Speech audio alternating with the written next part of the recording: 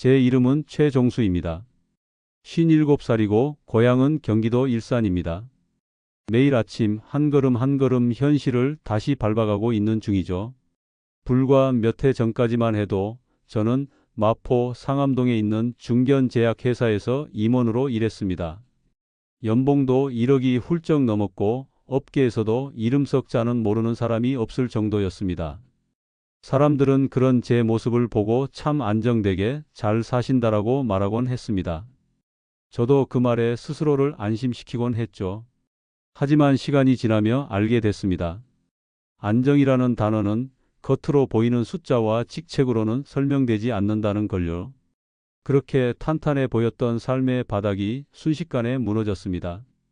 상가 하나가 경매로 넘어가면서 저는 단 한 번도 상상하지 못했던 길 위에 서게 됐습니다. 몇억 원의 손실, 잃어버린 시간, 무너진 자존심. 이 이야기가 누군가의 내일이 되지 않기를 바라는 마음으로 오늘 저는 입을 엽니다. 저는 일산에서 나고 자랐습니다. 부모님은 일산 서구의 오래된 주택가의 작은 정비소와 분식집을 나란히 운영하셨죠. 어릴 적 기억 중 가장 또렷한 건 검은 기름때가 묻은 아버지의 손과 늘 계란을 덜어 넣어주던 어머니의 김밥입니다.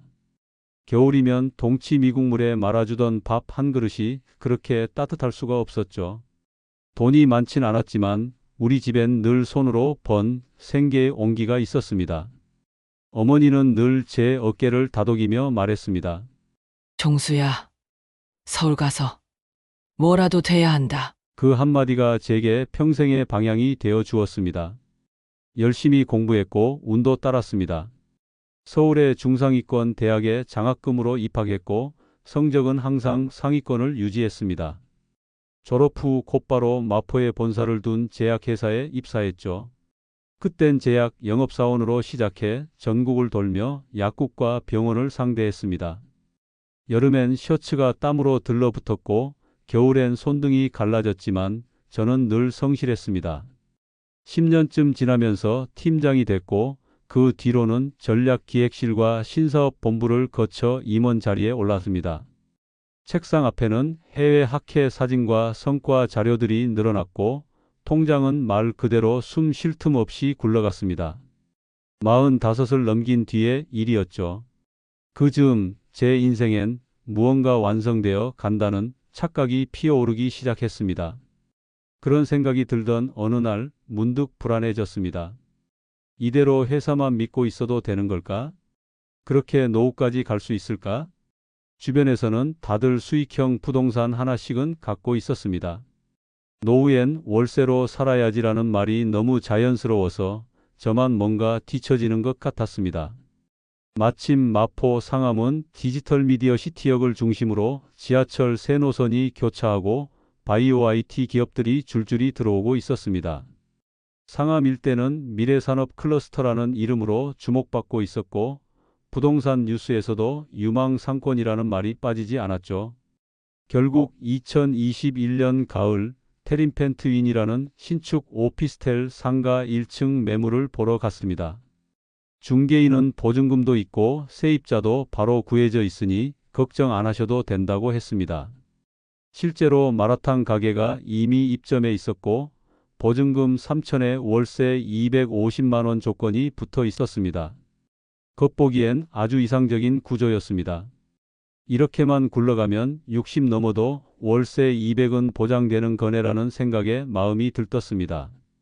매매가는 10억, 6억 5천만 원은 은행 대출로, 나머지 3억 5천은 제 퇴직금 일부와 적금 통장을 털어 마련했습니다.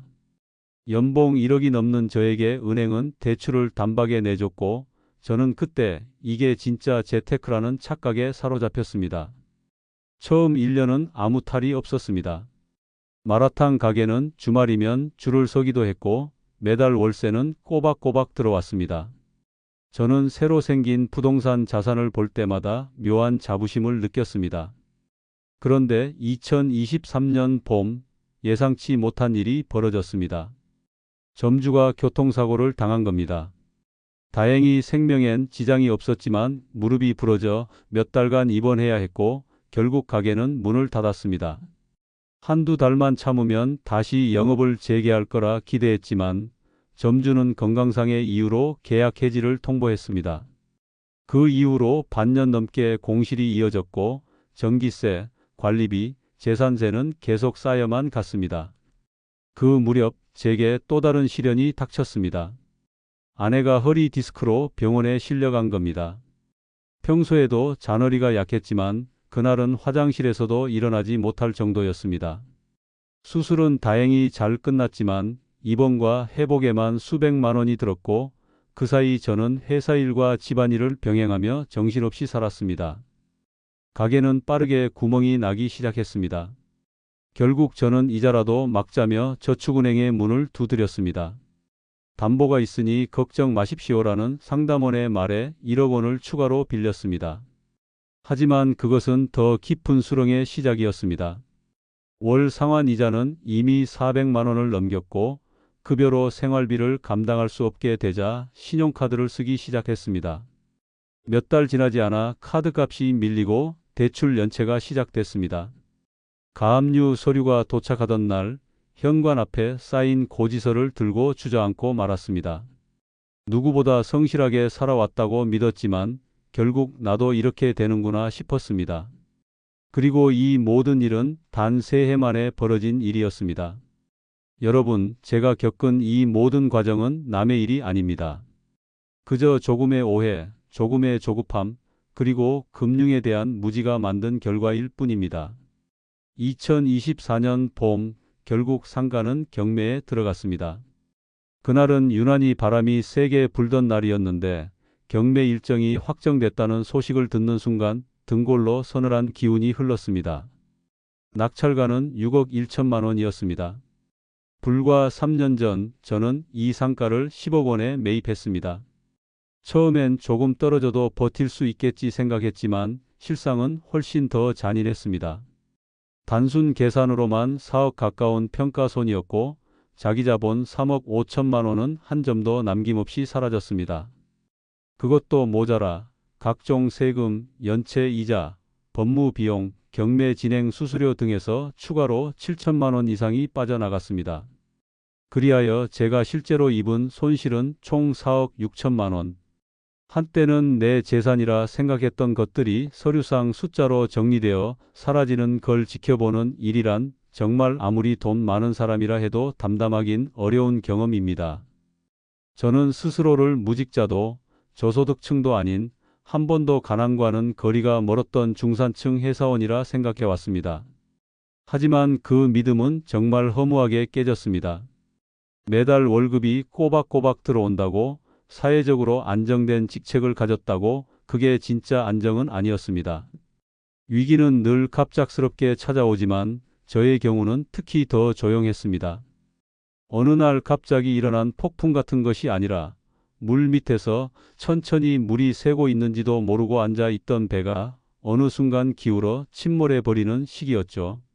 제가 겪은 이 무너짐은 조용해서 더 무서웠고 뒤늦게 깨달아서 더 참담했습니다. 지금 와서 그 과정을 돌아보면 실패의 씨앗은 어쩌면 내가 감당할 수 있다는 착각에서 비롯됐던 것 같습니다. 연봉이 1억이 넘으니 괜찮을 거라고, 매달 수입이 있으니 리스크는 크지 않을 거라고 그렇게 계산했습니다.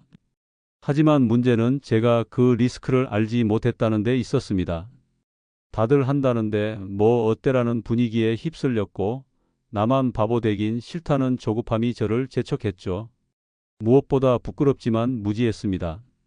금융상품의 구조도, 상권의 주기성도, 공실의 리스크도 제대로 공부하지 않았습니다.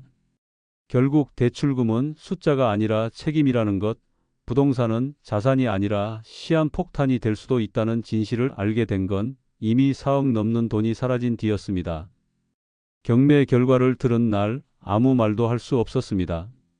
퇴근 후 집에 들어가니 아내가 말없이 저녁상을 차려놓고 기다리고 있었습니다. 된장찌개 냄새가 익숙한 듯 퍼졌고 밥그릇을 마주하고 앉은 저는 말문이 막혀 그냥 숟가락만 만지작거렸습니다. 그 침묵 속에서 아내는 조용히 말했습니다. 이제 괜찮아. 건강만 있으면 돼. 그 짧은 말에 저는 참았던 눈물을 흘렸습니다. 세상이 무너지는 순간에도 곁을 지켜주는 사람의 말은 그렇게 간단하면서도 묵직합니다. 우리는 둘 다 무너졌지만 동시에 둘 다 꺾이지 않았습니다. 이후 저는 회사에 사직서를 내지 않았습니다.